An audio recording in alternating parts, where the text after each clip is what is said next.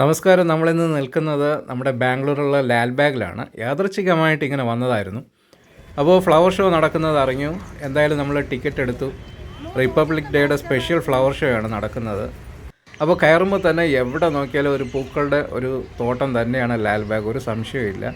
അപ്പോൾ നമ്മളിങ്ങനെ കയറി അവിടെ നിന്ന് പോകുമ്പോൾ തന്നെ നമ്മുടെ രാജാവിൻ്റെ ശാംറാജ് ഒടയാറുടെ ഒരു സ്റ്റാച്യു ഉണ്ട്. അപ്പോൾ അതിന് ചുറ്റും തന്നെ നന്നായിട്ട് അവർ പൂക്കൾ കൊണ്ട് ക്രമീകരിച്ചിട്ടുണ്ട്. അവിടെ നിന്ന് നമ്മൾ അവിടെ രാജാവിൻ്റെ ആ ശില്പത്തിൻ്റെ അടുക്ക തന്നെ ചുറ്റും കണ്ടല്ലോ അല്ലേ, എന്ത് മനോഹരമായിട്ടുള്ള ഒരു ഇത്. അവിടെ നിന്ന് നേരെ പുറകിലോട്ട് പോകുമ്പോൾ ഒരു അടിപൊളി ഫ്ലോറൽ ക്ലോക്ക് കണ്ടല്ലോ അല്ലേ, HMTയുടെ വകയായിട്ട് അവർ ക്രമീകരിച്ചിട്ടുണ്ട്. ഒരു കിടിലം ഫ്ലോറൽ ക്ലോക്കാണ്. നല്ല അടിപൊളിയാണ്, നല്ലൊരു വ്യൂ ആണ്, അത് കാണാൻ തന്നെ നല്ല രസമാണ്. അപ്പോൾ നമ്മളങ്ങനെ അതിനെയൊക്കെ ഒന്ന് കണ്ടിട്ട് അങ്ങോട്ട് ഒരു സൈഡ് നോക്കി. അത് ഫുള്ളായിട്ട് പൂക്കൾ കൊണ്ട് തന്നെ അലങ്കരിച്ച് വെച്ചിരിക്കുകയായിരുന്നു ഫ്ലോറൽ ക്ലോക്ക്. അവിടെ നിന്ന് നമ്മൾ നേരെ തിരിച്ച് നോക്കിയപ്പോഴേക്കും അടിപൊളി ഒരു പൂന്തോട്ടം തന്നെ യഥാർത്ഥത്തിൽ നമുക്ക് ആസ്വദിക്കാൻ പറ്റി. എവിടെ നോക്കിയാലും ഏത് സൈഡ് തിരിഞ്ഞ് നോക്കിയെന്ന് പറഞ്ഞാൽ പൂക്കൾ തന്നെയാണ്, ഒരു സംശയമില്ല. യഥാർത്ഥത്തിൽ ഒത്തിരി തവണ ലാൽബാഗിൽ വന്നിട്ടുണ്ടെങ്കിലും ഇങ്ങനെ ഒരു ഫ്ലവർ ഷോയ്ക്ക് ആയിട്ട് ആദ്യമായിട്ടാണ് യഥാർത്ഥത്തിൽ വന്നത് നമ്മൾ. എന്തായാലും ശരിക്കും ഭയങ്കരമായിട്ട് ആസ്വദിക്കാൻ പറ്റുന്നുണ്ട് എന്ന് നമുക്ക് മനസ്സിലാക്കാൻ പറ്റി. എവിടെ നോക്കിയാലും നല്ല കളർഫുള്ളായിട്ടുള്ള വെറൈറ്റി ഫ്ലവേഴ്സാണ്. അപ്പോൾ ഏതാണ്ട് 25 ലക്ഷത്തോളം പൂക്കൾ കൊണ്ട് അലങ്കരിച്ചിരിക്കുന്നു എന്നാണ് ഞങ്ങൾക്ക് അറിയാൻ പറ്റിയത്. 25 ലക്ഷത്തോളം പൂക്കൾ കൊണ്ട് വെറൈറ്റീസ് ഓഫ് ഫ്ലവേഴ്സ്. അപ്പോൾ ഒത്തിരി വെറൈറ്റികൾ നമുക്കവിടെ ഇങ്ങനെ ആസ്വദിച്ച് കണ്ട് മുന്നോട്ട് പോകാൻ പറ്റും. പക്ഷേ ഇതൊന്നും അല്ല ഇതിൻ്റെ ഏറ്റവും വലിയ പ്രത്യേകത എന്ന് പറയുന്നത് നമ്മുടെ ഗ്ലാസ് ഹൗസാണ്. ആ ഗ്ലാസ് ഹൗസിനെ കാണാൻ വേണ്ടിയിട്ടാണ് യഥാർത്ഥത്തിൽ ഞങ്ങൾ വന്നത് തന്നെ. വർഷത്തിൽ 2 പ്രാവശ്യമാണ് യഥാർത്ഥത്തിൽ ഇവിടെ ഫ്ലവർ ഷോകൾ ഉണ്ടാകുന്നത്. ഒന്ന് വിൻ്ററിലും ഒന്ന് സമ്മറിലുമാണ്. അപ്പോൾ ഇവിടെ തന്നെ കണ്ടല്ലോ സ്റ്റാളൊക്കെ ഉണ്ട്, പൂക്കളുടെ വിത്തുകളൊക്കെ വിൽക്കുന്ന ഇതുണ്ട്. പിന്നെ ഒത്തിരി മറ്റുള്ള സ്റ്റാളുകളൊക്കെ അവർ ക്രമീകരിച്ചിട്ടുണ്ട്. ഡ്രിങ്ക്സിന് വേണ്ടിയിട്ടും കട്ട് ഫ്രൂട്ട്സ് അങ്ങനെയൊക്കെയുള്ള ഒത്തിരി സ്റ്റാളുകളുണ്ട്. പിന്നെ വെറൈറ്റി, എവിടെ നോക്കിയാലും വെറൈറ്റി പൂക്കളാണ്. കണ്ടോ ഇതൊരു രസമെന്നറിയാമോ, ഭയങ്കര രസമല്ലേ കാണാൻ.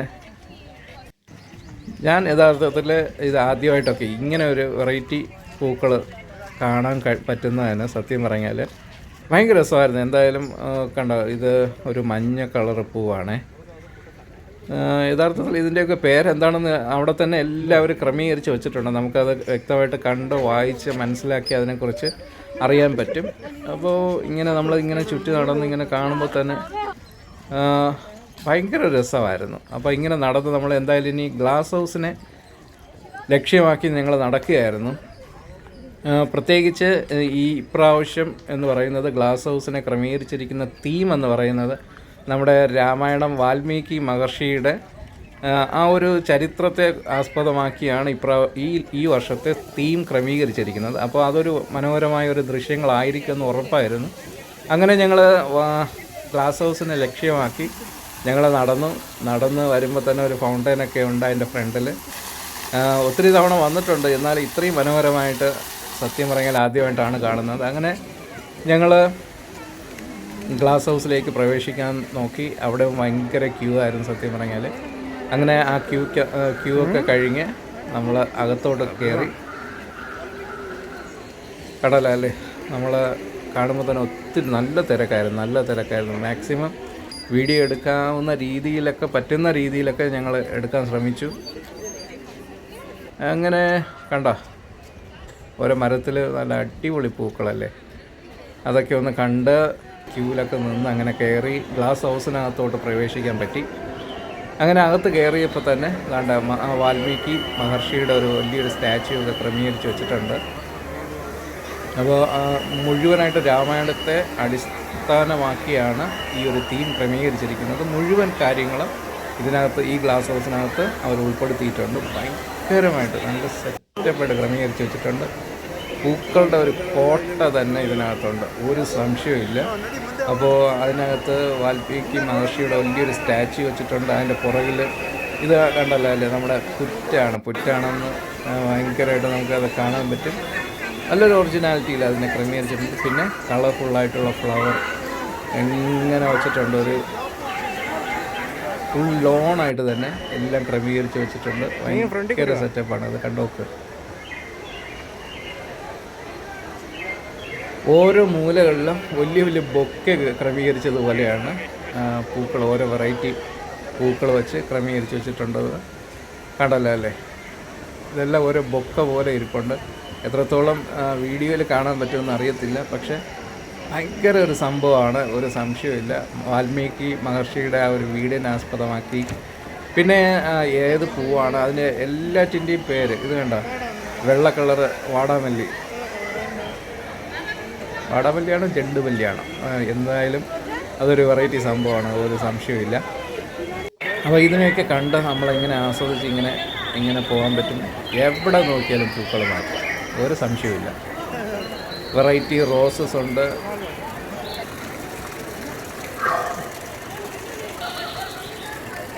ഇതുണ്ട്, ഇതെല്ലാം വെറൈറ്റി റോസസാണ്.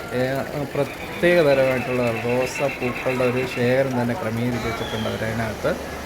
പിന്നത്തേൽ കുറേ സ്റ്റാച്യു ഒക്കെ ക്രമീകരിച്ചിട്ടുണ്ട്. നമ്മുടെ കർണാടകയിലുള്ള കവികളുടെ സ്റ്റാച്യൂസ് ഉണ്ട്, കുവെമ്പു, അങ്ങനെയൊക്കെ ഒത്തിരി ഈ പോയട്രി ആൾക്കാരുടെ അവരുടെ സ്റ്റാച്യൂകൾ ക്രമീകരിച്ച് വെച്ചിട്ടുണ്ട്. ഇതൊക്കെ കണ്ടോ, വലിയ വലിയ ബൊക്കെ പോലെ ഇങ്ങനെ ഒഴുകി ഇറങ്ങുന്ന രീതിയിൽ പൂക്കൾ ക്രമീകരിച്ച് വെച്ചിട്ടുണ്ട്. ഓർക്കിഡിൻ്റെ ഇതുണ്ട്, വെറൈറ്റികളാണ്. എല്ലാം ഭയങ്കര സംഭവമാണ്. ഇത് കാണുമ്പോൾ തന്നെ എന്തായാലും ഒരു രസമായിരുന്നു, അടിപൊളിയായിരുന്നു. ഭയങ്കര ഒരു എക്സ്പീരിയൻസ് ആയിരുന്നു. ഞങ്ങൾ ഭയങ്കരമായിട്ട് ഇത് ആസ്വദിച്ച ഒരു ഫ്ലവർ ഷോ തന്നെയായിരുന്നു. സത്യം പറഞ്ഞാൽ യാദൃച്ഛികമായിട്ട് വന്ന് കയറിയതായിരുന്നു, പക്ഷെ ഭയങ്കരമായി ആസ്വദിക്കാൻ ഞങ്ങൾക്ക് പറ്റി. ഇങ്ങനെ ഗ്ലാസ് ഹൗസ് നമ്മളിങ്ങനെ കറങ്ങി കാണാൻ ഒത്തിരിയുണ്ട് സംഗതി. അപ്പോൾ ഇതൊക്കെയും കണ്ട് ഇങ്ങനെ ഫോട്ടോസ് എടുക്കുന്നവർക്ക് ഫോട്ടോസ് എടുക്കാം. ഇത് കണ്ടോ, അങ്ങനെ നമ്മൾ ഗ്ലാസ് ഹൗസ് എല്ലാം ചുറ്റി കറങ്ങി ഇങ്ങനെ പുറത്തോട്ട് ഇറങ്ങി ഒത്തിരി ഇനി അങ്ങോട്ട് നടക്കാനുണ്ട്. ഏതാണ്ട് 200 ഏക്കറിലധികം വികസിച്ച് കിടക്കുന്ന ഒരു പാർക്കാണ് ലാൽബാഗ്. ഒരു സംശയമില്ല, നടക്കാൻ ഒത്തിരിയുണ്ട്. പക്ഷേ ഞങ്ങൾ ഈ ഗ്ലാസ് ഹൗസിനെ കോൺസെൻട്രേറ്റ് ചെയ്തായിരുന്നു ഞങ്ങൾ ഇന്ന് അങ്ങോട്ട് ഇത് ചെയ്തത്. അതുകൊണ്ട് കൂടുതൽ നടക്കാൻ ശ്രമിച്ചില്ല. എന്നാലും അതിൻ്റെ ചുറ്റുവട്ടമൊക്കെ നന്നായിട്ടൊന്ന് എക്സ്പ്ലോർ ചെയ്തു, നടന്നു. ഒത്തിരി ഇതിൻ്റെ പുറകിലെ സ്റ്റാളുകളുണ്ടായിരുന്നു. അപ്പോൾ നടക്കാനായിട്ട് തീർച്ചയായിട്ടും താല്പര്യമുള്ളവർ നടക്കുക, കാണുക, ആസ്വദിക്കുക. അപ്പോൾ ഈ വീഡിയോ ഇഷ്ടപ്പെട്ടാൽ നിങ്ങൾ ലൈക്ക് ചെയ്യുക, സബ്സ്ക്രൈബ് ചെയ്യുക, ഷെയർ ചെയ്യുക. ഓക്കെ.